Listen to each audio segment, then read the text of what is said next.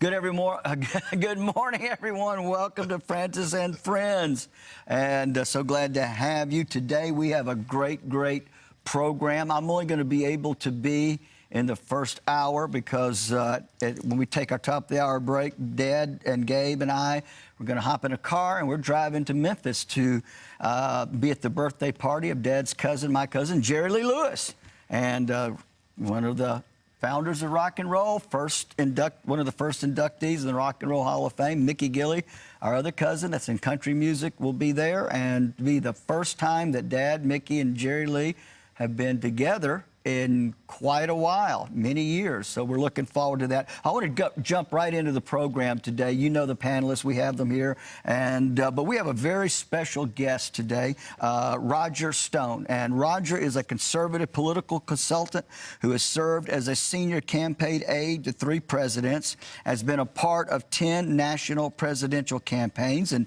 he travels frequently around the country speaking to various political organizations.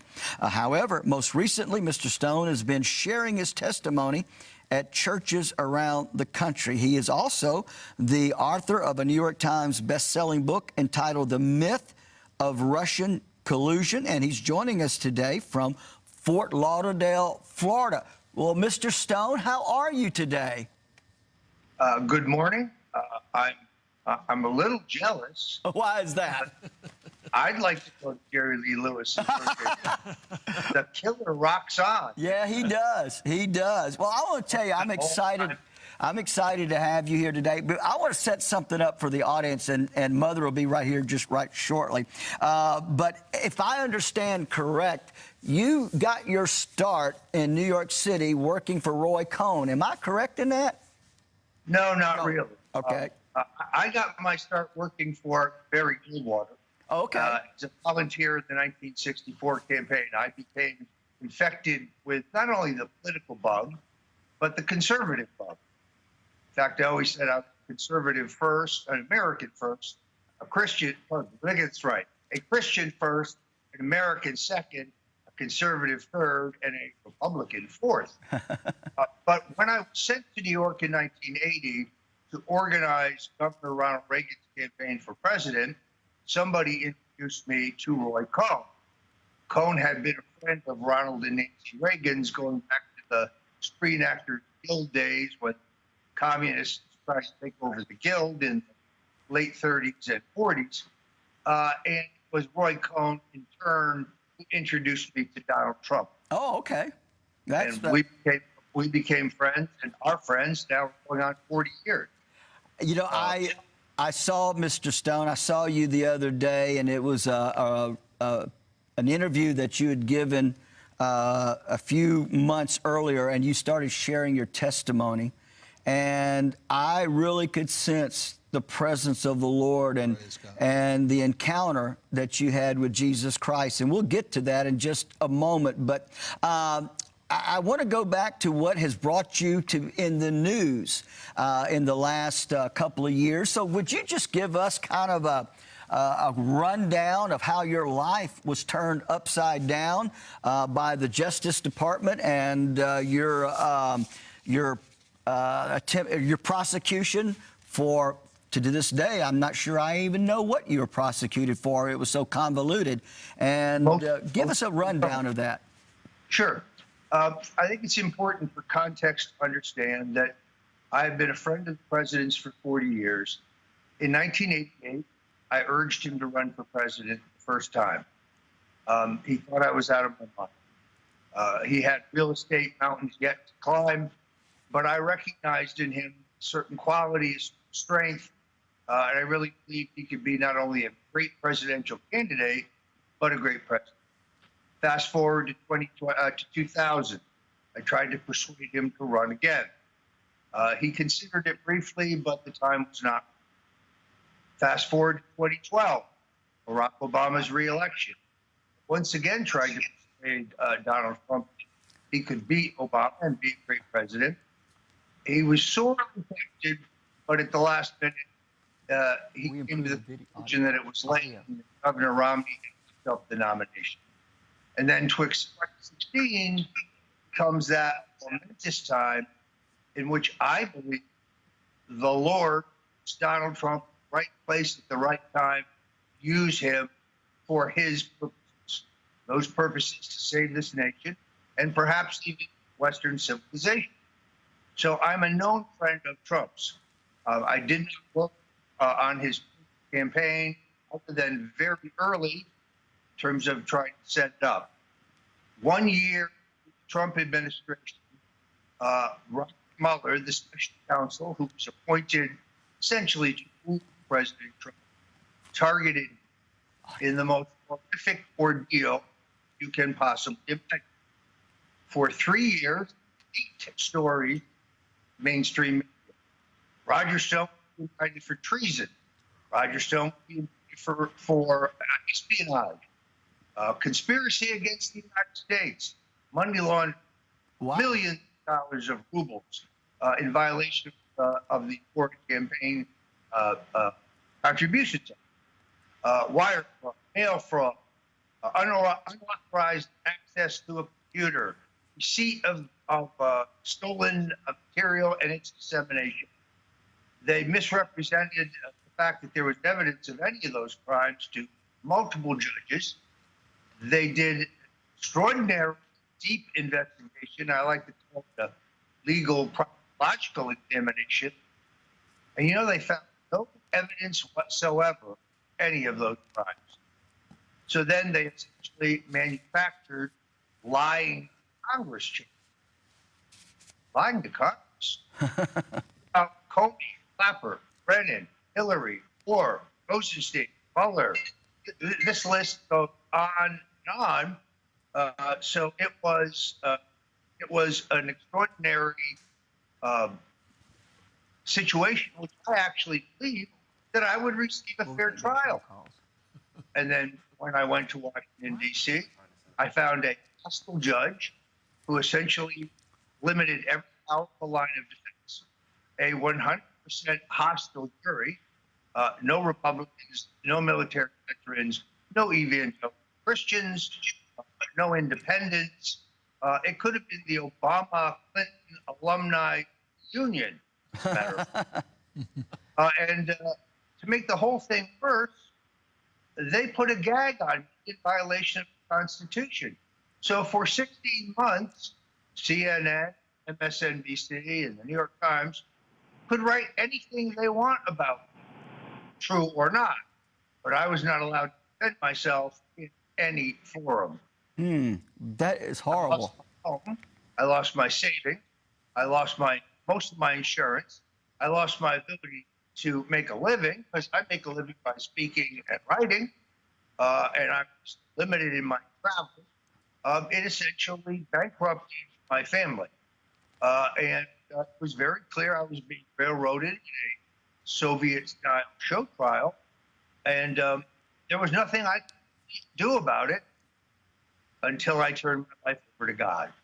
Well, I want to get to your testimony because it's in a moment, because it's absolutely fantastic. But how is it possible that I know the answer, but I want this is for our audience that are watching right now.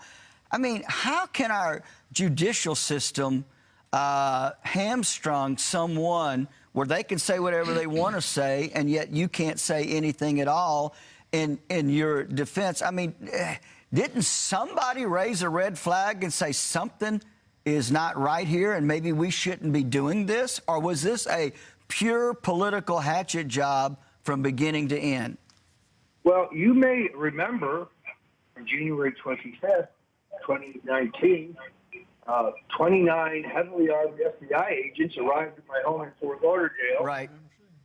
Complete SWAT gear, night goggles, assault weapons. They arrived in 29 armored vehicles. There was a government helicopter overhead. There were 2 government boats that pulled up to the dock behind my home. Cost the taxpayers $1.1 million. For the first time, nonviolent, white-collar crime of allegedly lying to Congress. This was a show designed to vilify me, and as you may know, CNN, I don't know, it was coincidental. They just happened to be there 15 minutes before the takedown. Yeah, right. They just happened to be there. Like wink, wink. We understand all of that. But I think that any fair American, Mr. Stone, would recognize that you were to the other side. You were a conduit to get to Donald Trump and to try to gin up all of this Russia collusion junk, which was made up whole lie. Steele was a farce. The dossier was a farce.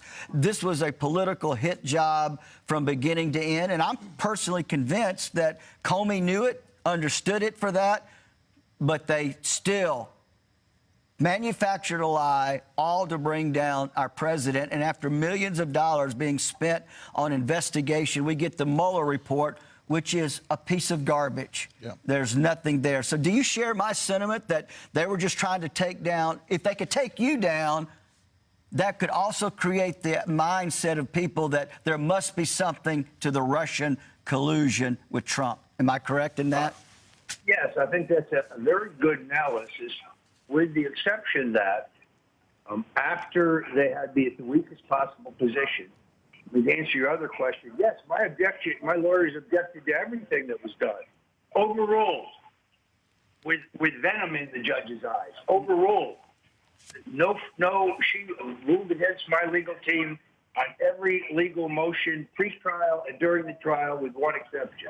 She's the government's prosecutor. She's not the people's prosecutor. Right, that's correct, yeah. But on July 14th, 2019, the reason for all of this became clear. One of the prosecutors called one of my lawyers, asked him to fly to Washington, and he said, we have this list of 29 phone calls between candidate Trump and your client Roger Stone in 2016. It's time for your client to cooperate. It's time for him to admit that these phone calls were about coordinating with the Russians and WikiLeaks. In other words, they wanted me to bear false witness. See, the Democrats run around today and say, Stone was covering up for Trump. No, they wanted me to lie in violation of the Ten Commandments. They were going to use this lie as an article of impeachment against the president. And they said, if I decided not to cooperate, that they would issue superseding charges against me to make sure that I died in a federal prison. And I refused. Well, I saw the day that the press conference you had that you were refusing to do all of that, and they were the commentator was talking about you could be put in prison at any moment now, and they're coming. How did it work out though that you didn't get sent to prison? Well, I would admit to you that I went through an extraordinarily difficult time with this. I believe that.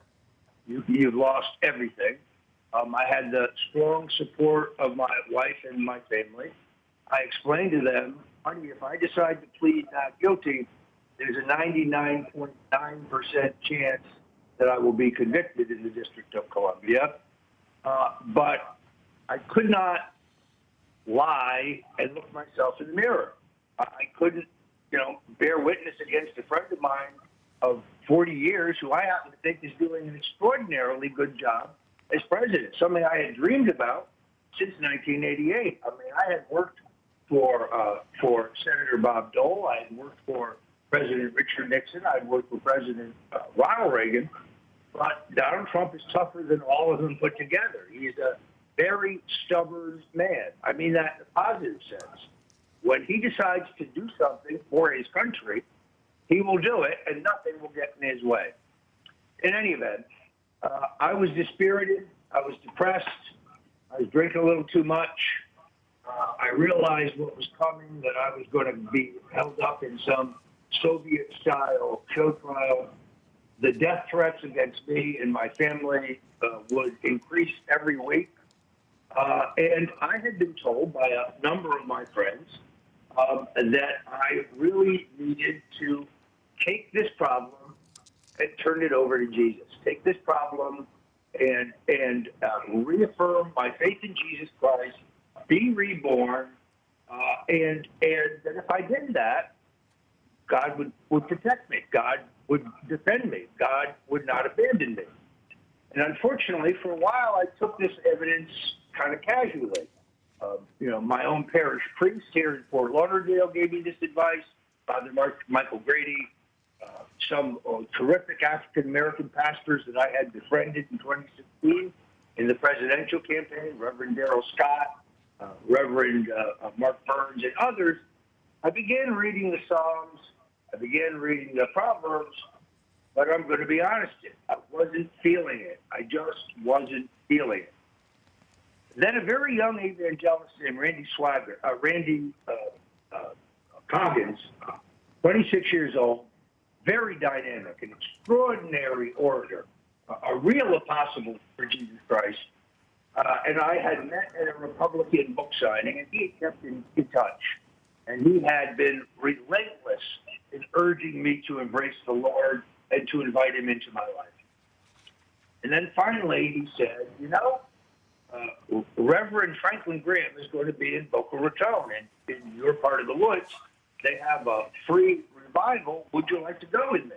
I said, I would. He said, would you like to meet Reverend Graham? Well, I had seen Billy Graham preach when I was 12 years old in a tent revival in Bridgeport, Connecticut. It's one of the most memorable things about my childhood. It's amazing. He was one of the greatest men of the 20th century.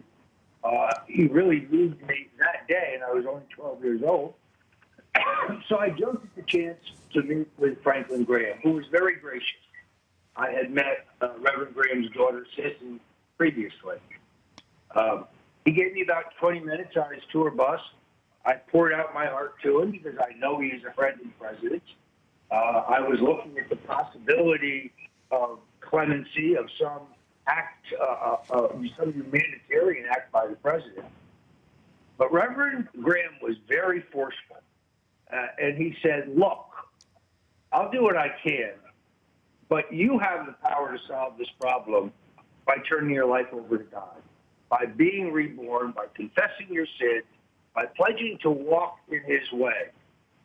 He said, I know other men who've gone to prison and who faced the anguish that you're facing, and God gave them comfort, and God saw them through it. I can't give you any better advice than for you to make a clean breast of it and embrace the Lord. I thought about that. Then we went to his revival, which was amazing. 2,000 Christians in the open field for a public amphitheater. Folks brought their own, folding chairs and right. And then that moment came in Reverend Graham's oration. And by the way, he's not his father, but he's very, very good. He just has a style of his own. Right, that's correct. He's a very effective speaker. And he came to the part in his remarks where he said, I don't care what your problem is, whether it's alcoholism or drug abuse or family problems or relationship problems or health problems or financial problems. God will protect you. God will see you through it. God will guide you. And he said, and I guarantee it, if you will make a sincere effort to embrace Jesus Christ and bring him into your life. We then went to the field, and when I heard this, I stood with 400 other Christians, and I was reborn. Wow. And it was as if a cement block had been lifted from my chest. I went to this event depressed, with anxiety, with fear. My wife is 73 years old. She has rheumatoid arthritis. I had no idea who would care for her if I was unfairly and unjustly incarcerated. But from that moment that I left that field with Reverend Graham, I knew everything would be okay. Wow. I knew that the president would have the wisdom to do the right thing. And therefore, I approached the future with confidence. I had a strange calm.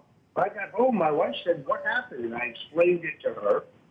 And the next day, or the day after that, actually, I think, I got a special delivery Bible, a Billy Graham Bible that had been sent to me by Reverend Graham, and he had gone through and annotated with a highlighter certain sections.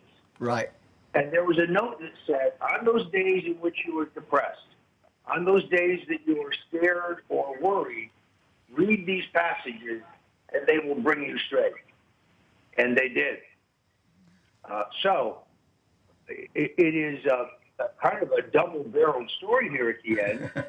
Not only was I convicted, but unlike every other individual convicted of a nonviolent crime, the D.C. Circuit Court of Appeals insisted that I be sent to a COVID-19 infested prison immediately. In other words, Michael Cohen and Michael Avenatti and Rick Gates and Paul Manafort and all of these others have been released to home confinement. That's the policy of the Department of Justice and the policy of the Department of Prisons or Bureau of Prisons.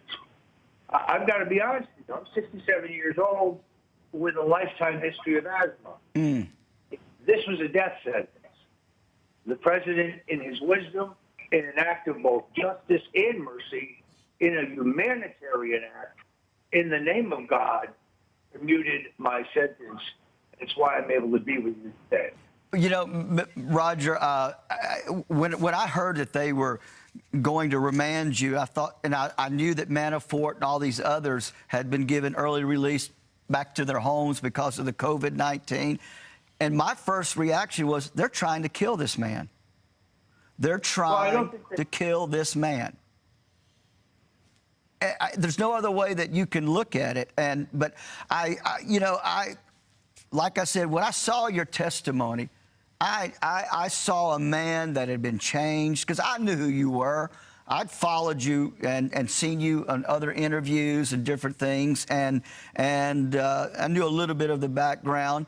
And I even told my mother and dad, I said, this man accepted the Lord.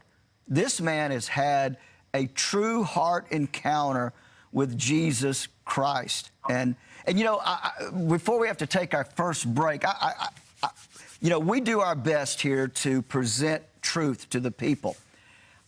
You've known Donald Trump for 40 years, and, you know, he's not a politician. He's a businessman. He doesn't play the political game. And a lot of people, you know, especially Christians, they say, well, we don't think he's presidential, which I don't even know what that means, because to me, presidential is getting the job done that you were elected to do. But can you give us kind of a glimpse into his personality and what kind of man that he is? Well, I think these things have to be looked at historically. You know, they said Andrew Jackson wasn't very political. Right. Theodore Roosevelt, this guy's an egomaniac. He's not very presidential.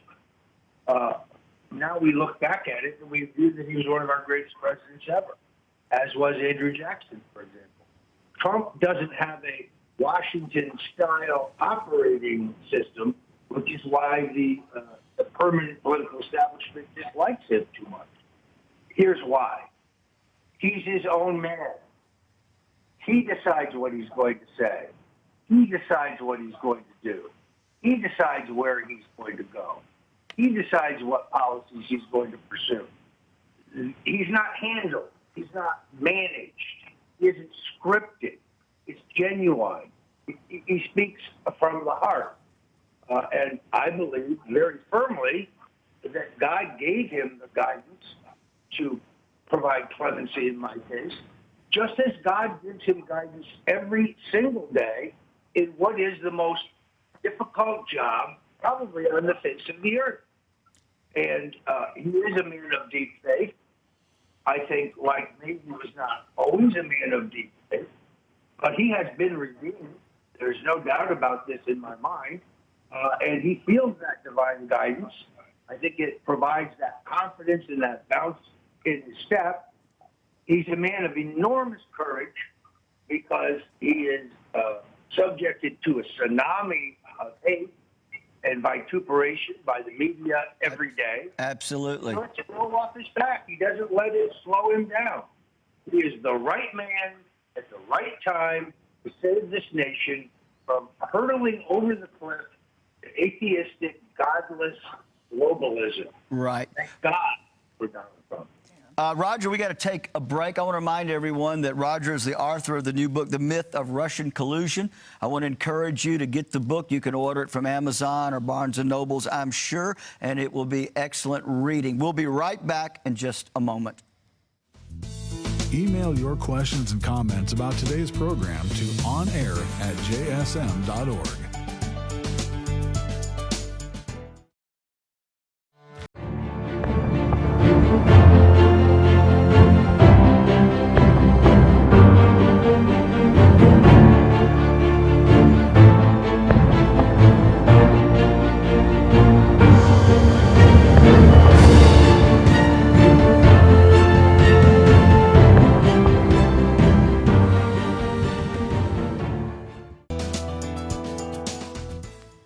Oh, and Roger Stone, how wonderful it is to have you with us on the program today. Thank you so Are much you for there? having me. Okay, I don't. There we go. Okay, forgive me. But we're so thrilled to have you on the program with us today, and we are. I can't see him. Is that a problem? Okay. Okay. Yeah. Roger, are you there? I am. Okay, I'm we go. sorry. We're having some problems here in the studio.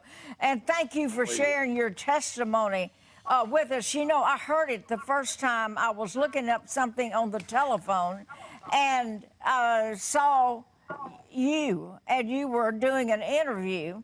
And I caught it just exactly when you were talking about how that you gave your heart to the Lord Jesus Christ. You realized that you were facing some tough days, and you decided, you know, I need the Lord to help me through this.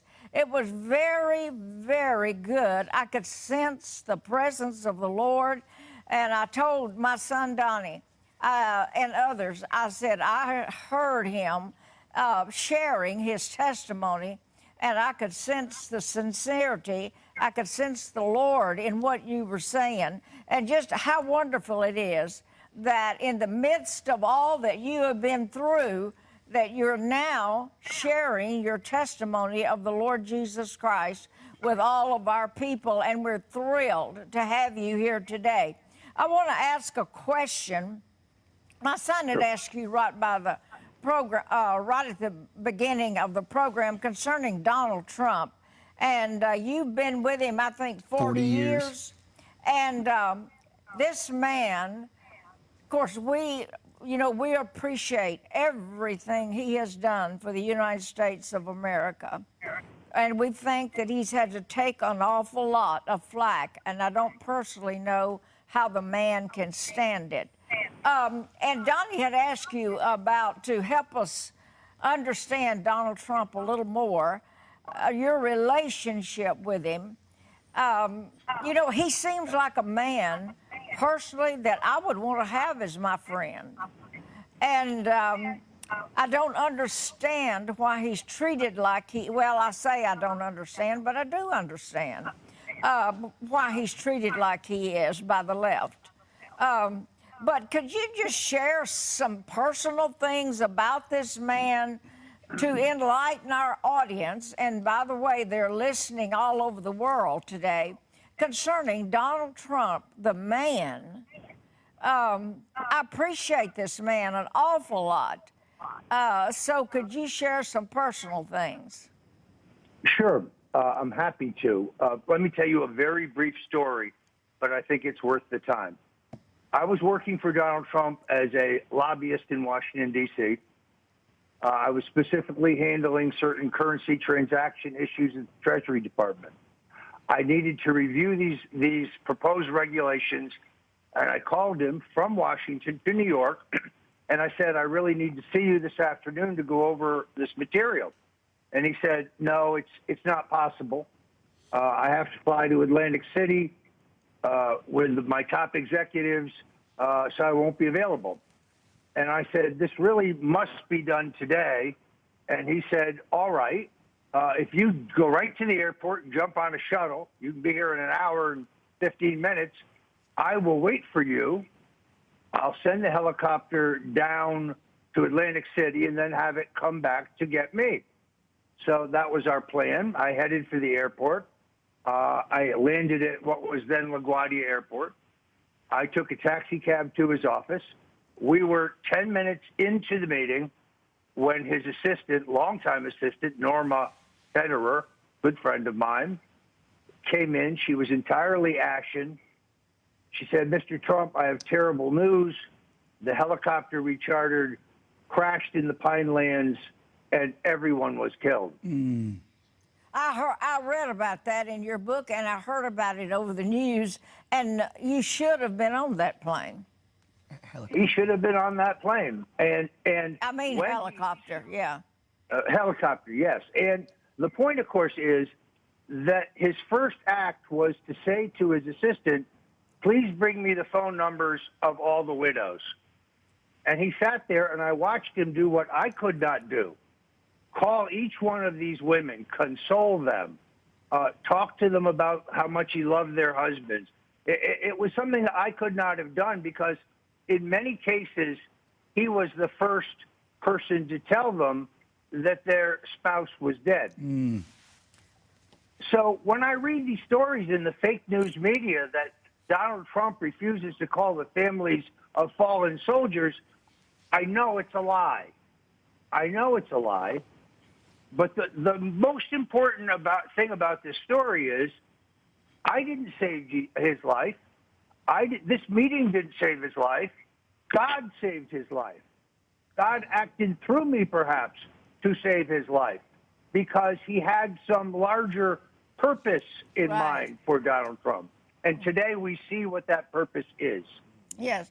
You know, Roger, I don't believe I've ever, well, I know I haven't seen anyone treated like you've been treated by the United States and by the news media. And my question to you is why, and I think I know the answer, but I'd like to hear it from you.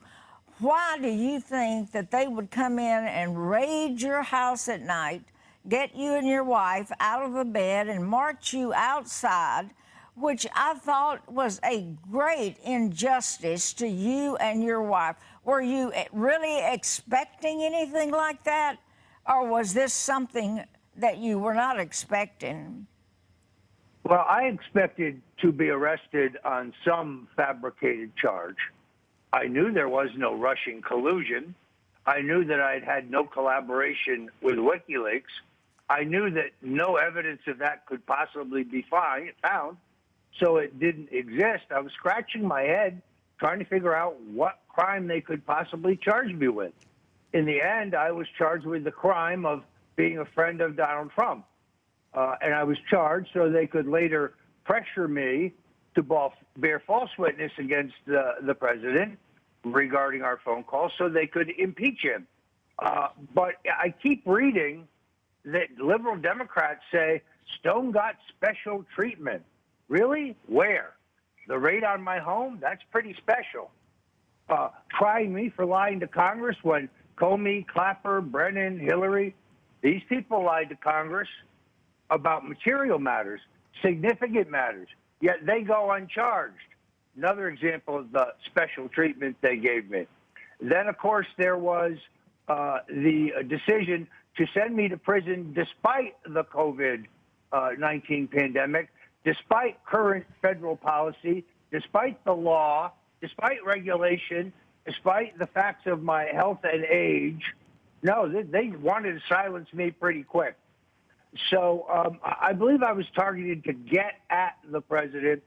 I refused to play the game. If they thought I was Michael Cohen, they had the wrong guy. I just wasn't doing that. And I passed 3 polygraph tests, by the way, on the narrow question of whether I ever spoke to the president about WikiLeaks. Wow. So, I mean, Michael Cohen was on TV last night saying yet again that he overheard a conversation for which he has no corroboration He's changed his story 3 times, says it was in June, then says it was, says it was in July, then says it was in August. You know, if you tell the truth, you don't have to think about, keeping your lies straight. Did you all see that on TV when that happened? I don't know whether you guys saw it or not. Well, it was quite something else to see. Let's go back to Donald Trump and him winning the White House. How did he do it with everything that he's got against him? And as we've all learned now, all kind of things were happening behind the scenes to try to ensure that he did not get elected to the highest office in the land. So how did he win that election? Well, first of all, I think it's important to recognize that Donald Trump didn't have to be president. In other words, he didn't need it for a reaffirmation of his self-worth. Right. He didn't need it to boost his name ID or to be important or to have a nice plane or a beautiful home. He had all those things. In fact, he had one of the greatest lifestyles of all time. He could play golf whenever he wanted to. He could play with his grandchildren whenever he wanted to. He made his own schedule. And he never, from an ego point of view, needed to be president. We have had presidents who needed the reaffirmation of the office to be someone. George H.W. Bush comes to mind. Donald Trump didn't get elected to be something. He got elected to do something. And it's one of the reasons why I think he was reluctant in the earlier years when I suggested it, because he didn't believe the time was right. Perhaps he just hadn't heard the calling. But he's very hard to describe. He's a regular guy. Yeah. Has a wicked sense of humor. He's fun to be with. He loves a good cheeseburger. He loves to talk about sports.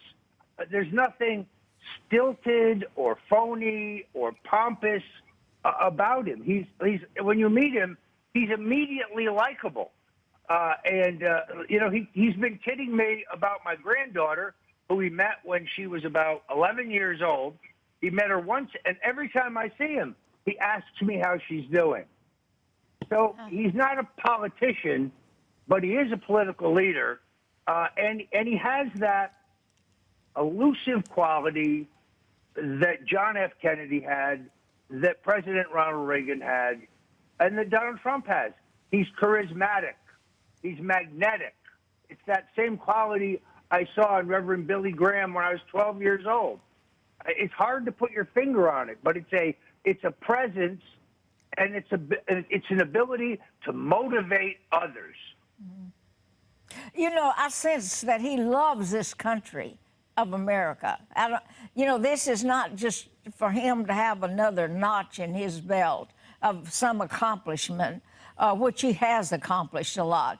But I sense he sincerely loves the American people and loves the United States of America, and he does not want to see us slide into socialism or communism, which we're right on the verge of doing. We're all praying for him for this next election coming up. I sense sincerity in him about those things. I think that's a very shrewd analysis. If you go back to an interview he gave with Oprah Winfrey, may have been almost 15 or 20 years ago, and she says to him, "Oh, what about you, Donald? Would you ever run for public office? Would you ever run for president?" And he says, "No, I don't think so, unless things get so bad that I have no choice." That's exactly what happened in 2016. He was tired of seeing America defeated. He was tired of American interests being sold out abroad by our government. He was tired of seeing the two-party duopoly that has run the country in the ground while lining their pockets. He was tired of the whole inside the Beltway camaraderie of both parties, who put on a great show for the TV commercials and the TV, But as soon as it's over, they all go to dinner and slap each other on the back and talk about how they put one over on the taxpayers once again. So he got tired of the groupthink of Washington. He got tired of the fact that we were mired in endless foreign wars, that our civil rights were being eroded, that our economy was a disaster, that we had the most anemic economic recovery under Obama than American history, that we were deeper in debt, that our NATO allies were playing us for a sucker, refusing to pay their fair share for their defense while we were ponying up the full amount every year. He finally decided somebody has to do something about this. And that somebody was him. Oh, well, listen, what would you what would you do? Well, I shouldn't say what would you do. What would you say, Roger, to someone like Donald Trump, the average person? We want him to know we're behind him. And we are trying to, I guess, out of sympathy on my part, and it's not really sympathy, I see injustice in the way that he's treated. That's a better word. Injustice in the way that he's treated. And do you think, does he ever get discouraged? I mean, this has to get to him. I have never seen him dispirited. I will admit to you that I've seen him angry, but it passes in a flash like a rainstorm. He, like Reagan, he has a genial, very balanced personality. And like Reagan, he's a big picture man. Let somebody else take care of the little details, but here's the overall policy, whether it be sealing our borders or whether it be canceling the Iran deal when he found out that we were secretly sending the pallets of hundreds of millions of dollars that weren't part of the deal. It wasn't in the deal anywhere. These were bribes for Iranian politicians. He put a stop to that. So he's a man of enormous conviction. He has enormous physical stamina. I mean, he literally survives on 4 or 5 hours sleep a night. When I worked for him, it was not uncommon for him to call you at 3 o'clock in the morning. First thing he would say is, "Hey, what are you doing?" Yeah, you know, he's sleeping. Okay, you know, he's getting ready for his first debate tonight with Joe Biden, and we all know. Let me ask the guys something here first. Did any of you have a question? Okay, before I ask my question, Roger, I'm going to let Carl Brown. Forgive me, Carl. Carl Brown. He has a question, and then some of the other panels may have a question for you before we go any further. Good morning, Brother Roger Stone. This is Brother Carl Brown. I'd like to ask, well, let me first comment on something you said. I've never heard it quite put like that before. There's been many things said of the president, but not quite the way you put it, and I just want to commend you for the statement. You said that he didn't become president to be something, but to do something. I think that's very, awesome. Very profound. Yes, yes. I'd like to ask this question. You know Washington, you know the president, you know the Democratic Party and what they believe, and I'd just like to ask, because I think that most of America have a preconceived understanding or idea of why they are coming against the president like they are.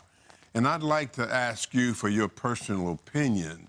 Why do you think they're coming so hard against this president? It's even before he was elected. When he came down the escalator with his wife, the assault begun at that moment. What was it about him that intimidated or scares, rather, this democratic and liberal mindset that's obviously trying to dominate America? What, in your opinion, why did he come against him like that? because he cannot be bought and he cannot be bossed. He answers to no one but the American people. He got elected president without the help of any of the usual players. He doesn't owe the banking industry or the oil and gas industry or Wall Street. He doesn't owe anybody but the American people. And he disagrees with their neocon, one government, anti-Christian philosophy for America's future. He stands away he stands against their agenda. In all honesty, they view this as their birthright. These elites thought this election was wired. It will be Hillary Clinton versus Jeb Bush. Yeah. Their policies are identical. They make them sound different at election time, but their policies are identical. And then out of nowhere comes this most improbable New York billionaire whose performance on the stump is interesting. It's mesmerizing. It's exciting. They never saw him coming. First, they tried to deride him as some kind of caricature. Then, by the time they realized he was rolling up votes, it was too late. So they despise him because he wants to bring our troops home from abroad. The Pentagon wants to keep them there indefinitely. Maybe even send a few more. He wants to redo their big omnibus one-size-fits-all trade deal that has destroyed the job market in this country. He wants to build a wall to secure our southern borders. These are all politically incorrect positions. They just happen to be the positions supported by the American people. So he scares the daylights out of him because he cannot be controlled. He cannot be told what to do. He marches to his own drummer. He is following an agenda that the American people clearly want, so they want to remove him to get back to business as usual. Yes. Let me ask, I'm going to switch the subject right now. Did you have more, Carl, that you wanted to Well, add just today? one more statement, Sure, Sister please do. Swaggart, is Go this. ahead. If they did not want a president that could not be controlled, then that is a good understanding of why they're pushing for Joe Biden so hard to be the president, because as I see it, and I'm sure as most Americans see it, and he's been called the Trojan horse, there's some truth to that, isn't it? Carl, I think that's a very good analysis. I mean, Joe Biden happened to be the right guy standing in the right place at the right time when the Democratic Party became desperate to block Bernie Sanders.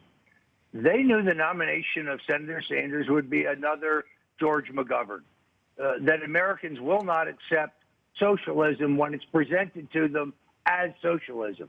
They understood Joe Biden offers them socialism in a much slower and more covert way, but it's still the same old baloney. I think it's clear to the American people that Joe Biden, who went into government service at age 29 and has only been out of the vice presidency for 4 years, yet he's a multi-millionaire. I'd like to understand that right off the bat. How did that happen? But I think people understand that he doesn't have the stamina, the fortitude, the strength to not only be president, but he is surrounding himself essentially with the same left-wing coterie of Hillary people that would have run the country had she been elected. Yeah. Do you think he'll get rid of all those people if he gets reelected again? He being the president? Yes. I mean, the people that are around him, he can't trust.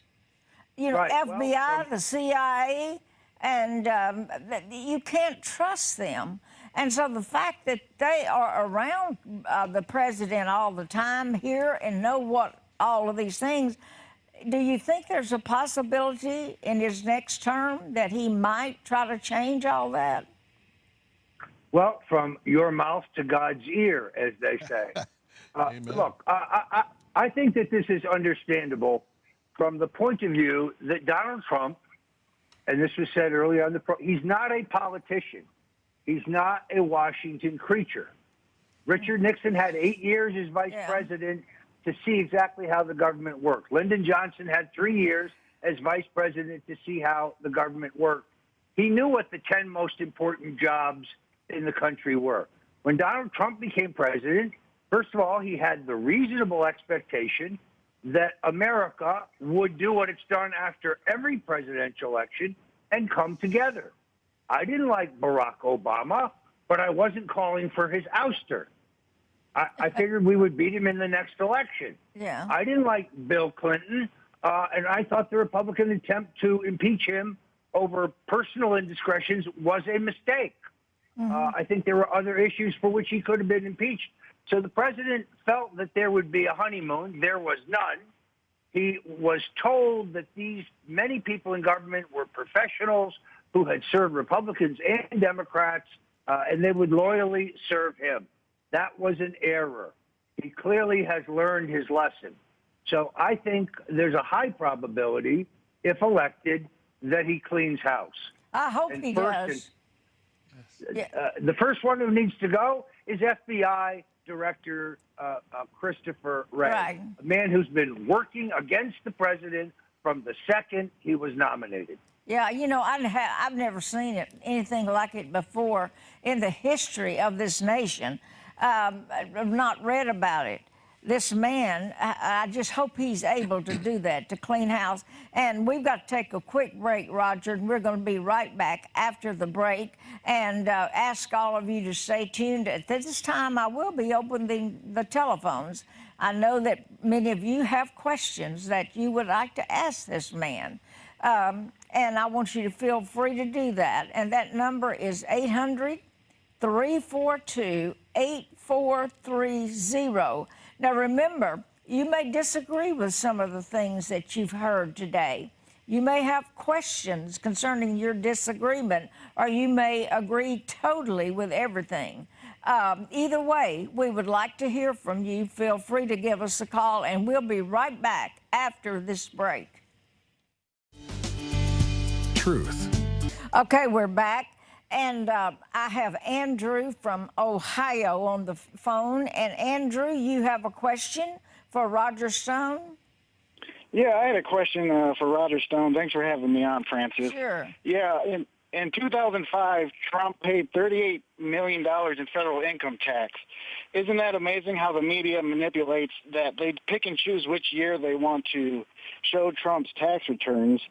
And why don't they report that Trump does not take a presidential paycheck, the $400,000? It's just amazing the attacks on this man, Trump and Roger Stone and everybody, when Americans voluntarily donate about 7 times more than Europeans, yet we're still hated by the left. It's just amazing. I just wanted to hear his opinion on that. Thank you for your call. First of all, the entire Donald Trump tax matter, of course, is a recycle. We heard all of this before. And they tried to intimate that the president's done something wrong, that he has avoided taxes illegally, which is not the case. He has followed the tax code as it is written. There are provisions in the tax code when a business person, man or woman, sustains very substantial losses. You have to document those losses. So he paid his fair share of taxes every year that he's been a U.S. citizen. If you want to change the tax code to close some of these loopholes, you could do that. But I don't want a president who overpays his taxes. That's not the man I want watching my federal tax dollars. I want the man who paid the minimum required by law. That's not stupid. That's smart. Yes, yes, it is.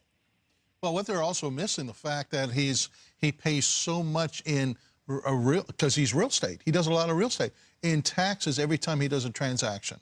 So it's not as if he's not helping local government. He certainly is. And as for the federal things, at one point he was asked, he said, well, you paid very little. He said, that's because I'm smart. Right. And he wasn't being smart aleck about it. He was just saying, look, I'm a smart businessman. Yeah, what he's doing also is what recognize- every businessman does. Yeah, it's Roger. Well, but let's also recognize that until recently, he was paying New York State income tax. the Wow. most confiscatory, outrageous tax rate in the country. I believe it's number one. I can tell you this, having lived there, you sure don't get much in services in return for your tax bill. So he was paying the highest state taxes in the nation, and he's done nothing wrong. This is just another New York Times smear attempt. Yeah. Go. I'm sorry. We Yeah, still have go a person ahead. on the line. I was going to ask him a question about their a question about the 80 million mailed-in ballots that are being used. It just seems to me that from the very beginning that this election is being rigged. It And is. and the mail-in ballots is another way. What do you suggest be done about that? Well, your analysis is spot on. Mail-in ballots, which is different than absentee ballots. There's some confusion. Mail-in ballots are when the Board of Elections in, say, Clark County, Nevada, or now the entire state of New Jersey, mails an unsolicited ballot to everybody on the voting rolls, even when those on the voting rolls haven't voted in 6 years and have not responded to multiple postcards to that voter trying to ascertain whether they still are alive, do they still live in the state, and so on. I was in Nevada 2 weeks ago, and I met a man who told me that he had 4 mail-in ballots. I said, how'd that happen? He said, well, I rent an apartment, so I got 1 ballot in my name, and then I got 3 more ballots in the names of the people who were tenants in my apartment before I was, all of whom have moved out of state. Yeah. And I said, well, if you were a dishonest guy, you could vote all 4 of those ballots. And he said, I certainly could, and nothing would happen. No one would know. I said, what did you do with the other 3 ballots? He said, I tore them up. Well, you know, I saw in the news this morning, or what it was like yesterday, concerning the man from Minnesota. That's right. That had boxes of ballots. Yeah, over 300. Yeah, hundreds of them, maybe thousands of them. I don't know, but had ballots in there. He was laughing about it. It was, you know, so we all have concern about that. Because we know that this election is going to be as dirty as any election that we have ever had. And for this man to come out and win, it will be because of the help of the Lord Jesus Christ. So I'm praying in that direction. Is there anything that President Trump can do about those ballots? Yeah. Roger? I think the answer is yes. There is relatively simple end-to-end technology in which any state or county electoral board can track every ballot from the moment that it is mailed out or from the moment that a voter arrives and counts it. This technology should have been put in place by the states. It hasn't. Should have been put in place by the party or both parties because it's not partisan.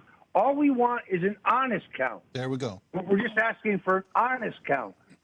So this technology is something I'm looking into very aggressively.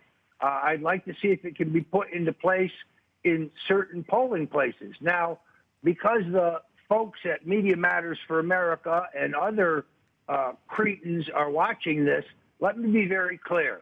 I never said anything here about intimidating voters, harassing voters, or pressuring voters. I'm talking about analyzing the results after the fact to ensure we got an honest count. Right. There's been so many cases, I use the word cases, so many cases of mail being lost, being destroyed from areas that they know is geographically a Republican area. And so it just seems to me that this election, and I think Brother Donnie said it on Sunday, may end up in the courts. Yeah. I think that is very, very highly likely. Wow, I sure hope not. Mm-hmm. Well, but let's recognize mail-in ballots are just one area of potential fraud. You have the voting of illegals. You have the multiple voting of voters, people voting more than once. You have people voting in the names of other people who are deceased or moved out of the state. You have manipulation of the electronic voting machines from a central server. You can do that with a $30 device you can buy at Best Buy, believe it or not. Yeah. So, yes, the Democrats will use every old trick in the book. It is not coincidental that the great Democratic machines of Richard Daley in Chicago and Frank Hague in Jersey City and the boss of St. Louis, these people are adept at vote stealing. They have it down to a science. And therefore, ballot security is going to be very important. And as Francis just said, I'm praying for a just result. Amen. I'm living proof that prayer works. Yes. I can tell you and sit you right here and tell you it works. It does. Therefore, if you want to have the right result of this election, drop down on your knees every Praise night God. or every morning and pray for it. Amen. That's Because it. God will provide. That's exactly right. In the book of Joel, it talks about telling those who minister and the priests to stand between the porch and the altar and intercede. We That's need the church to be praying. I really believe what Brother Stone and what you're saying can happen. I think that we can have such a clear victory that the court will not be necessary, but that's not going to happen unless the Christian church prays and seeks God. Amen. You're 100% Mike. Let me ask Andrew from Ohio. We kind of took the conversation away from you, Andrew. Are you still on the phone? Yeah, I'm here. Yes. Did you have more that you'd like to say to Roger? Yeah, I wanted his opinion on two things that the Democrats did this year. First, Chuck Schumer, who's the most powerful Democrat in the Senate. What is his opinion on when he threatened Kavanaugh and Gorsuch, I think his name is, on abortion restrictions, and his opinion on when Nancy Pelosi ripped the speech at the State of the Union address? Shocking, appalling in both cases, but recognize the two-tier justice system we have in this country. Chuck Schumer threatens the lives of two Supreme Court justices. There's no prosecution of Chuck Schumer, even though that is highly illegal. In my case, I am falsely accused of threatening the judge in my case. I prove that that is not the case, yet going forward at every turn, the prosecutors pull up this chestnut, acting as if I was convicted of the crime of threatening a federal judge, which is not what I did, and there is no such finding. So we have two-tiered justice, and if you're a powerful elite like Chuck Schumer, you can pretty much get away with anything. Nancy Pelosi's stunt hurt her more than it hurt the president. It was beneath the dignity of her office as Speaker of the House. But I'm convinced that she may not all be there. I honestly believe that. Half the time, she doesn't even make sense. Yeah. Yeah, Roger, and thank you, Andrew. But Roger, I want to ask this question. You have withdrawn your appeal to the Washington, D.C. Circuit. You had appeal to the State of Appeals there, and you withdrew your appeal. Why did you do that?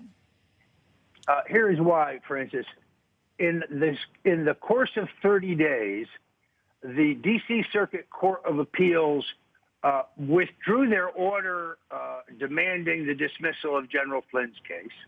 They ordered that the president's personal attorney, or his attorney, Don McGahn, must testify for Congress.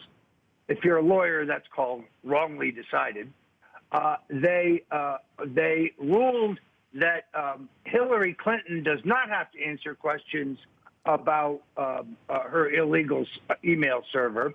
And they illegally and unconstitutionally ordered me sent to a COVID-19 infested prison in violation of the law, all precedents, and or regulations.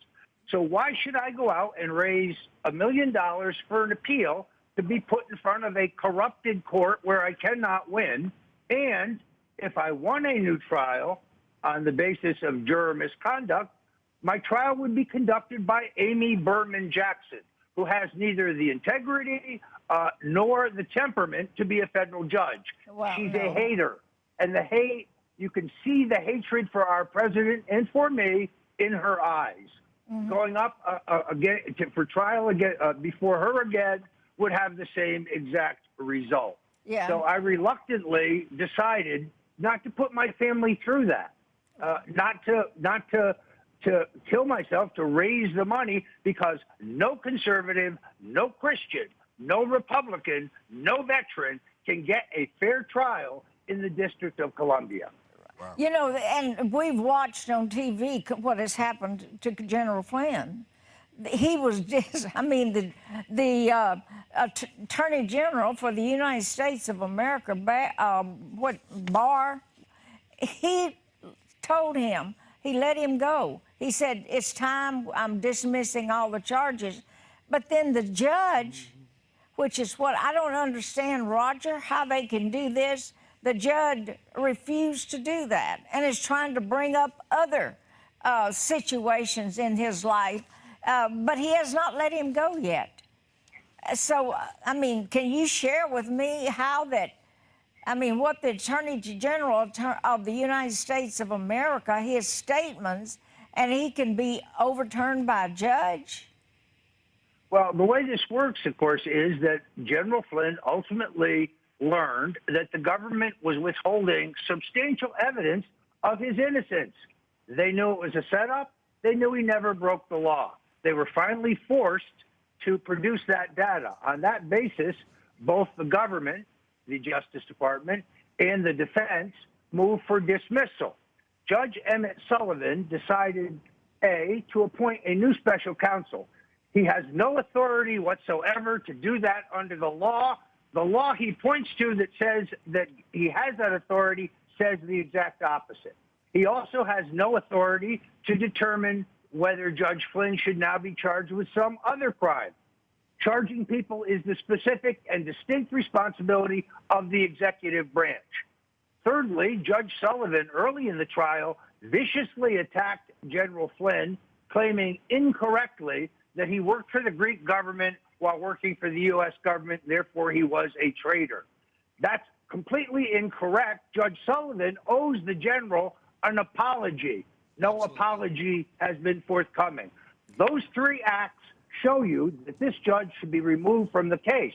But his drinking buddies on the D.C. Circuit Court of Appeals did not agree. It's a travesty. Next year, if there is a Republican Congress, articles of impeachment against Judge Emmett Sullivan should be introduced and passed. Yeah. Our Constitution has a provision for corrupt judges and removing them, and it's time to start. Yeah, but as you well know, I mean, General Flynn is spending a fortune on his defense. Is that fair? General Flynn is literally one of the greatest men I've ever come across. He is a true American patriot. He looks like He's it. a Yeah. genuine war hero. He's a war hero. He has put his life at risk to save his fellow soldiers. He is a man of enormous faith. He's a man of enormous courage. The deep state, the permanent government establishment fears him because he knows everything about their corruption. And he knows about the corruption of their foreign policy, which is why they are seeking to destroy him. He is in my prayers every night. He has a great family. I'm very friendly with one of his brothers. There are very few people in the country who can appreciate the ordeal he's going through. But I can, because I have been there. And the sooner there is justice for General Flynn, the better off we will be. People who want to sign a petition to the president urging a pardon can go to magapetitions.com. It's free. They don't sell your data, but it will be delivered to the president. I need to ask a question, and I don't know if it was this story. I believe it was, but there was something about Biden being aware of this ahead of time and actually talking about it in an interview. Do you know what I'm talking about? Yes, I do.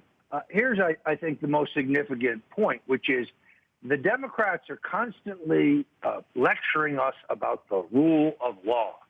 Bill Barr is destroying the rule of law.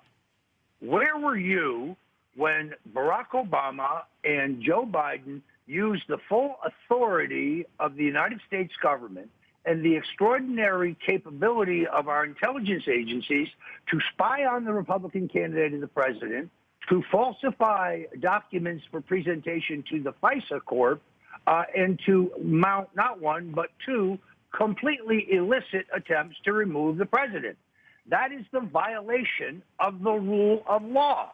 Don't lecture us. Right. When Bill Clinton was on the tarmac fixing his wife's illegal email server case with the Attorney General, that's a crime. Don't lecture us about the rule of law. This is an absurdity.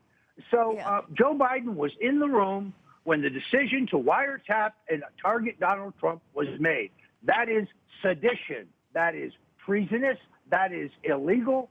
But Attorney General Barr has already announced that neither Obama nor Biden will be held responsible for their actions. Yeah. I went to work in politics for a fellow named Richard Nixon. He didn't get such a pass, and his crimes were minuscule compared to the abuse of That's power exactly right. we see today. Do you think that this will be pursued? And, I mean, we're all sitting out here watching what's taking place, wanting to see it pursued and wanting to see those brought to justice who have trampled on the Constitution, on everything. Like that meeting in President Barack Obama's office, all of them are sitting there and discouraged and discussing all of this. So he's very much aware of what was going on, and a part of it. Is there any chance that anything is going to be done for that? We have a special counsel, John Durham, who's from my native state of Connecticut. He has an excellent reputation for integrity. On the other hand, I'm sorry, I'm very familiar with the material.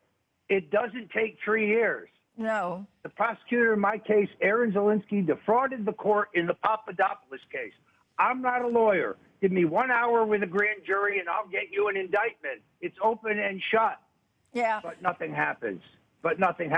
And that's what Francis, the people see. And that's what we the people see. And people are getting discouraged because of Well, it. the very week that I was convicted, the prosecutor in my case, J.P. Coney, announced that no case would be brought against Andrew McCabe. There have been 2 Inspector General reports to recommend to Attorney General Barr that James Comey be prosecuted for crimes far more serious than those I was charged with. Nothing happens. Do we have a 2-term justice system in which powerful ruling elites are immune from the law? It sure looks that way. Because if anybody takes an objective look at the Clinton Foundation, you will find a simple case of bribery that would put both the Clintons behind bars for the rest of their lives. Yeah, Jim. But didn't they, Roger, this is Jim Nations, didn't they over and over in the trial for a president to impeach him say no man, nobody is above the law? Another question, is it not true that Obama appointed this Judge Sullivan that you was referring to? Isn't he an Obama yes. appointed? Yes. So let's take it in 2 parts.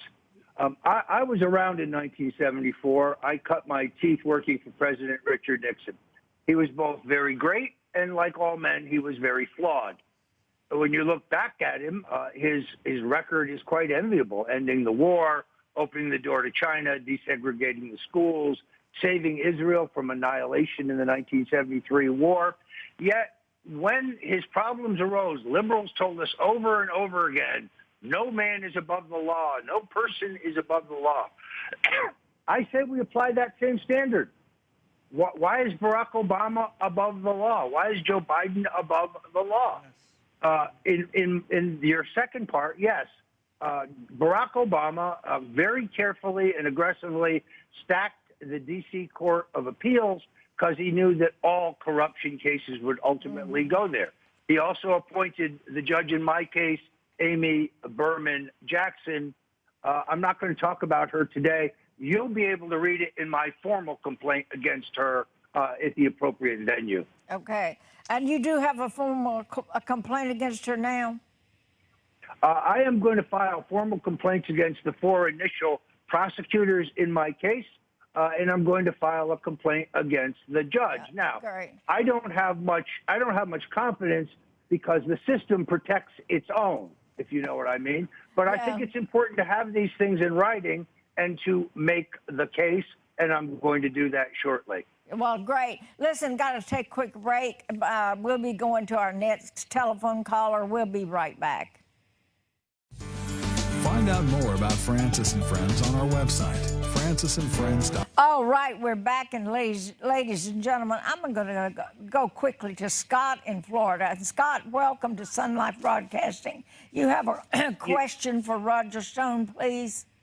Well, it's more of a comment, and it is truly an honor to be able to speak to Mr. Stone. I've read his book, Jeb and the Bush Crime Family, watched his book signing at Barnes & Noble's, listened to him on InfoWars. I watched Get Me Roger Stone on Netflix, and I felt like after all of that, I felt like I knew him personally, and I told my wife, I said, the only thing he's missing is Jesus. And so my wife and I started praying earnestly for him. I never dreamt that it would have to come to that in order for him to, you know, sometimes you're baptized by fire, and he was treated so unfairly. But we continue to intercede that the Lord would see him through and that he would confess Jesus as Lord and Savior, and that he did. The Lord was faithful to my wife and I for our prayers. And Mr. Stone, we continue to pray for you and your family. And the only thing that I would say that you're guilty of is you're guilty of being a loyal friend. And if I was accused of a crime of being a loyal friend, I hope there's enough evidence there to convict me of that. So God bless you for what you've done, for what you're doing. You're a patriot. I honor you. I honor the work that you've done, and we just champion you as a person, as a believer, and as a great advocate to our my opinion, the best. Okay, and thank you for calling. Did you have a response to that, Roger? Yes, I do. First of all, I thank you very much for your kind words. Let me tell you the single hardest thing I find about being a Christian. I'm Sicilian. I come from the political wars. My natural instinct is to want revenge from the people who tried to destroy me and my family, whether it's James Comey or Robert Mueller or the epically corrupt prosecutors, in my case, Jeannie Rhee and Aaron Zelinsky. But the Bible tells us in Hebrews 10:30-31 that vengeance is essentially reserved for God, that That's God right. will punish those who have broken his laws. God will punish the evil.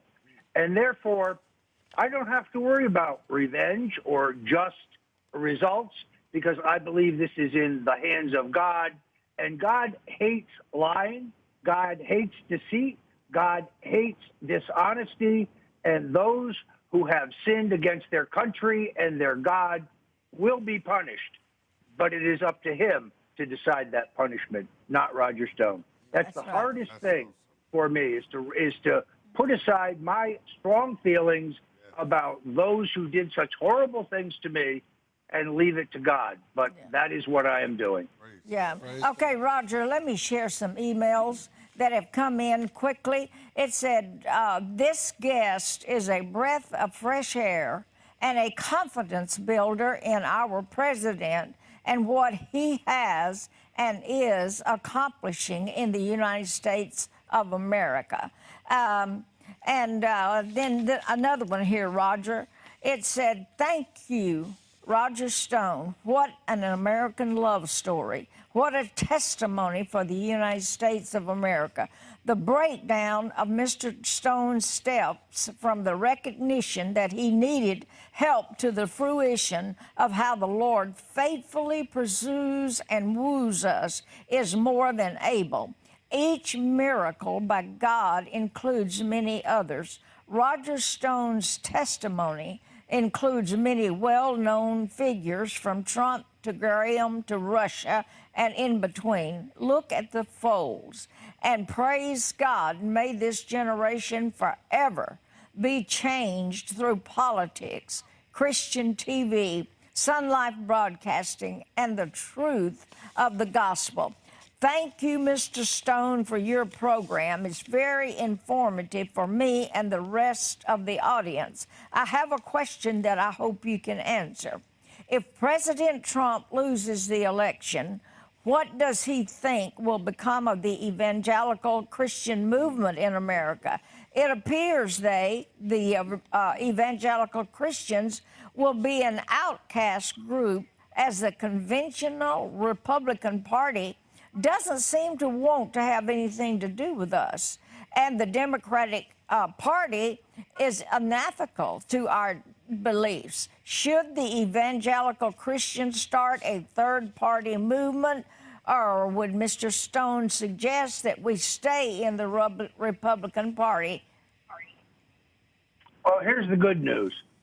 The Republican Party needs evangelical Christians more than evangelical Christians need the Republican Party. Amen. I agree. I believe, as Barry Goldwater said, that the Republican Party is the traditional home of conservatives, and that's what we are.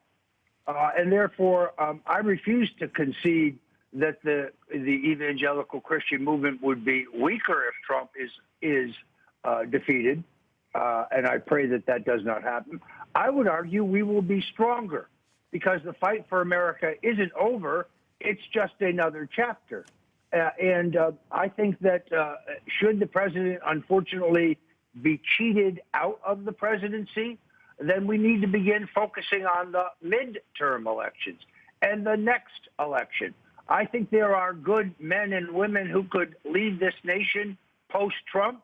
But the one that I am most interested in, the one person who I think could provide the same independent leadership would be General Michael Flynn. Now, I have no idea if he's interested in running for president. I don't know whether he'll be legally eligible to run for president, although I think he will be. But I would be looking for someone of faith, someone like General Flynn, to lead this movement. Donald Trump has said it 100 times. It's not about Donald Trump. It's about a movement. It's about a movement of people that he is the head of. But it is not about him personally, and he says this constantly. Yeah. All right. Another email quickly, and I'm going to our next caller.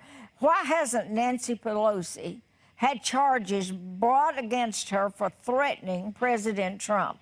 She said Trump is leaving the White House whether he wins the election or not.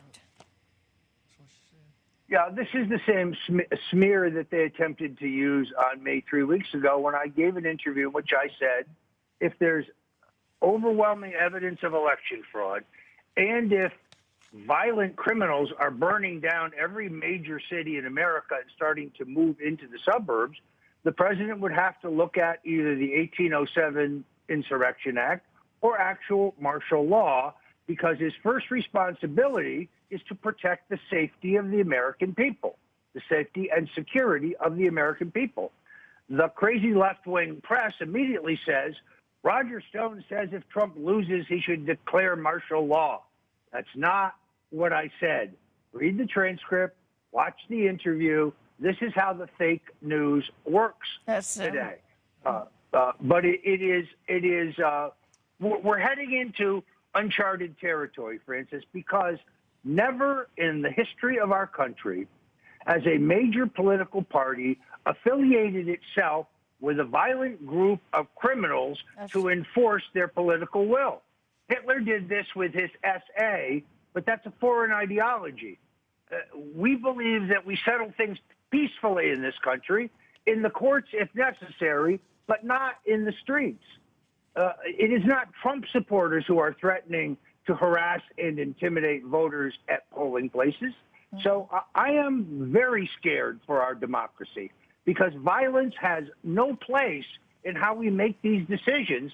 But the Democrats seem to be telling us we will either have our desired result or we will burn this country down. Oh, my, all right, Mr. Stone, can you give me your thoughts about Black Lives Matter, the movement? And do you agree that systemic racism exists in America and the need for a Black Lives Matter type response is understandable? First of all, I'm very proud of my own civil rights record. I opposed stop and frisk in New York City because I do believe that it was being applied racially. People were being stopped on the street and searched just because of their skin color. I'm sorry. I know a lot of conservatives disagree with me. I think that's wrong. I supported affirmative action under President Richard Nixon. I still believe in the program of giving preferences in contracting and hiring to African Americans. I get criticized for it. I have been against the racist war on drugs, a big, fat, expensive, socioeconomic failure. We are taking people who are not violent criminals and we're incarcerating them for long periods of time, costing the taxpayers millions, rehabilitating nobody. And these people are not violent criminals. They belong in drug treatment programs, right, not in prison. I was for Dr. King's birthday becoming a national holiday. So I get very tired when people call me a racist. When President Ronald Reagan declined to extend the Voting Rights Act in the South, I was working for him, and I wrote an op-ed disagreeing. So, yes, do we have race problems in America? Yes, we do. Have we come a long way to solving them? Yes, read the Constitution. Now, are we perfect? No, we're not perfect. But violence is not the answer. And Black Lives Matter is not some indigenous, honest protest uprising that's peaceful. These are paid agitators. These are just like Antifa. These are people who are professional provocateurs and thugs, and there is no place for violence in our political system. Yeah. All right. Yeah, we agree. What? I was telling him we agree with what he said. Yeah. Now, Mike, you have another quick question. Well, two, and I think you touched a little bit on it, and that is with the threat of violence, which, again, I think there are too many examples where Democratic leadership has threatened the President of the United States. And if it was anybody, any ordinary citizen threatening the life of the president, they would be immediately arrested. We don't see that happen. But the threat of violence if he loses, and we saw that on the inauguration, innocent businesses destroyed because they wanted to prove a point, spoiled kids. That's just the way I look at the way the Democrats are when they lose an election. Your opinion on what President Trump needs to do in that situation? Well, I learned a long time in politics to try to avoid hypothetical questions because we're in a completely new area here. I believe, and this is just an educated guess, we're going to have a disputed result. The Democrats are going to claim on the basis of a lot of fraud that they won. We are going to claim that the president won because he probably did. And then appropriately, it would go to the courts. But the Democrats intend to pressure the courts and the populace and the people with extreme violence. At that point, the president has some extraordinary powers, but he's going to have to weigh very judiciously whether their use is legally appropriate or necessary.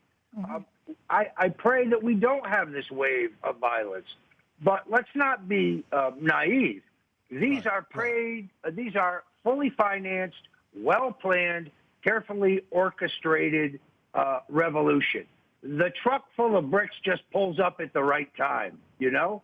Yeah, exactly. It is very clear, if one wants to contribute to Black Lives Matter, for example, and you go to their website, it will take you to the credit card payment processor of the Democratic National Committee. Okay. Joe Biden is Black Lives Matter. Joe Biden and Kamala Harris are Antifa. It's all one, folks. Yes. These are not separate movements. Yes. 100% right in what you're saying, Roger. And the people are sitting back watching it, and they know what's going on here in the United States. Can I make one statement real quick? There is one statement that Nancy Pelosi made, and she has made it on several different occasions, and it bothers me, and I'm sure that others have picked up on it also. She makes the statement that the president will not be president in 2021. Now, she's not her statement is not wishful thinking. It's an indictment, and it concerns me to the degree of the violence that they display now because of what they're not happy with. It really concerns me that she makes that kind of statement. Yes. But again, she never recognized him as president from the beginning. She never did. And let me just say this right quick. Brother Stone and our president, and we've heard about our General Flynn and what they went through because they're Republicans and they stood for truth and for the Constitution of the United States and justice. And I personally believe that whenever we see what they have done to them because of their stand, what they believe and what they stand for, how can a person go to the polls and vote for a party that produces that? How can they do that? And then some of them, and many of them, will then say, I'm a Christian, I'm born again. And they will go to the polls and vote for a party that would do this to men that love this country and believe in the Constitution and the Bill of Rights and the things that it stands for. And then they have fought so hard, and I can't prove this, but I guarantee you we'll find it out one day. This coronavirus thing was built and released for the election in the United States of America on November the 3rd, more than anything else, and they have fought this whole thing so terribly. What are we looking at if he loses and the Democratic Party is set up? We all have to wonder if we won't be subject to the same treatment. If you're not a person of prayer now, you will be then, for sure. Yeah. Yes, you will. Listen, this is serious. And you know, Jim, some of what you said is opinion. You cannot prove that about the coronavirus. Right. But it's your feeling, and I think there's hundreds of thousands of others today that have that same feeling. But Roger, do you want to make a comment on that? Yes, I guess just very briefly. And it is to say this. That we have never had the threat of violence to back an election play. Hillary Clinton has said under no circumstances should Joe Biden ever concede, regardless of what the vote count is. They are brazenly telling us they intend to steal this election. Absolutely. They need to understand that they will be opposed in the courts. They will be opposed in an appropriate manner. We are praying that that does not devolve into violence. But they tried to remove the president on the basis of the phony Russian collusion hoax. Then they tried to remove the president on the basis of the phony Ukrainian hoax. And here's what you can safely say. They have tried to benefit from the outfall of the COVID-19 pandemic regardless of where it came from. Right. They have tried to utilize it to hurt the president's prospects for re-election. And that is a fact. A very good friend of mine, Michael Caputo, someone who worked for President Reagan and Congressman Jack Kemp, recently joined the Trump administration as the spokesman for HHS, working specifically on the COVID-19 issue. He was diagnosed on Friday with throat and brain cancer, and his prospects do not look good. I ask your listeners today to please say a prayer for Michael Caputo and his family. He's a good man. He answered the call to public service. The president personally recruited him for this job. He's been there for a matter of months. He is now in God's hands. This is going to be a horrific battle. I ask that people pray for him and his family. Yes, and Roger will be doing just that. The listeners to this program, please take that to heart. I'm so sorry to hear that. Let me read you something. It said, "We are watching Roger Stone, who we have followed for decades, and we would like to thank him for being on your program." And this is from Joseph. I won't read the last name, but it's from Joseph, Roger. It said, "Because the organized criminal enterprise media carrying out the dictates of a corrupt government, and no matter the news networks, has put this man through hell on earth. And yes, he recognized that while still alive and accepting Jesus Christ, not many in his line of work can thank God for that opportunity." Thank you, Roger. I hope you know this person that sent that email in.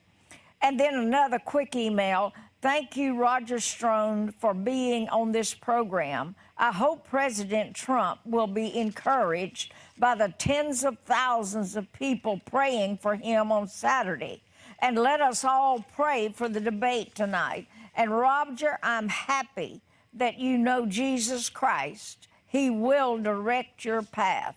And God bless you all." And this person is from Seattle, Washington. And then another one, Roger. "Please ask Mr. Stone, if you speak with our president, tell him that we love him and pray for him daily, and he is God sent." You know, those are some really nice emails, Roger. Thank the Lord. I'm a very practical individual, and I understood that since I had been a hardcore political operative, hard-boiled political operative in this country for over 40 years, that when people learned that I had turned to Christ, when people learned that I had been reborn, that I would be mocked by the elites. And they didn't disappoint me. Washington Monthly, the Washington Post, the New York Times, they mocked me for my reaffirmation of faith. It's a joke, they said. It's a head fake. It's a ploy for public sympathy. It's dishonest. You know what? It doesn't bother me. Here's why. He knows what's in my heart. That's all that matters. He knows. He I don't care what some liberal elitist beatnik on the Upper West Side of New York City thinks. I only care about what God thinks. That's it. And he knows what's in my heart. That's it. Trent from Louisiana, welcome to Sun Life Broadcasting. You have a quick question for Roger Stone? I sure do. Roger, it's so good to see you. Everybody's answered my question since I've been waiting to talk to you on the phone. So let me just go for broke. I've been listening now for the last several decades to the fact that the Christian movement around the world is the fastest growing social movement in the history of mankind. It's surpassing communism, they say, especially the Pentecostal growth. Is it possible that we could be seeing a interconnected, interlocking world between Latin America, Africa? China's having the greatest Christian revival in the history of mankind. Russia is sick of its communism. It's trying to come back to Christ. Do you see the possibility of a shining global moment where Christians take the bull by the horns and say, we are emphatically major players in world politics? Because we do have this standard of law and ethics and morality and values and principles from the Word of God. I just love to hear your point of view on that, Roger. Thank you. I think we have that responsibility. Look, in my career, I spoke at the prestigious Oxford Political Union. I have spoken at topless gentlemen's clubs in Louisville, Kentucky, trying to raise money for my legal defense. I've spoken in pool halls, but until 3 weeks ago, I'd never spoken in a church. I spoke in the World Vision Bible Church outside of Nashville. It was one of the greatest experiences of my life. And now I'm going to speak in churches any opportunity I have, because I want to let people know my own experience. I want to say to them, I don't care whether your problem is alcoholism or drug abuse or relationship problems or family problems or health problems or financial problems.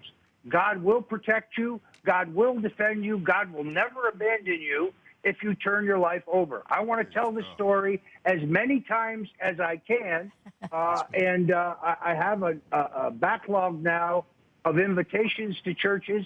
I try to travel there at my own expense to just spread God's good word. If every Christian did this, yes, we would have a revolution in the world, and the world would turn to God. Yes. Roger, let me say this. We're coming down to the end of this program, and how we appreciate you taking the time to be with us, and we pray that you'll come back and share your message concerning the Lord Jesus Christ. But let me say this. When you see the president, extend to him an invitation to be on this program. Man, yes. It reaches around the world. Tell him we'd love to let him speak to real America. Amen. And address their concerns, and let the people ask him questions. This program is touching the hearts and lives of America, and they'd love to hear from the President of the United States. Yes. Roger? Francis, I've got the message, and I will pass it on. Okay, thank you. I appreciate it. Thank you for being with us, and we're looking forward to having Roger Stone back on the program. There's a lot of things that the panel wanted to ask him, and I apologize that we didn't get to everything. But thank you for being tuned in to us today, and with us, I should say. We love you, and God bless you. Email questions and comments about today's program to onair@jsm.org. Be sure to join Francis Swaggart on Facebook at facebook.com/Francis Swaggart. Archived programs are available at sunlifetv.com. Francis and Friends is a production of the Sun Life Broadcasting Network.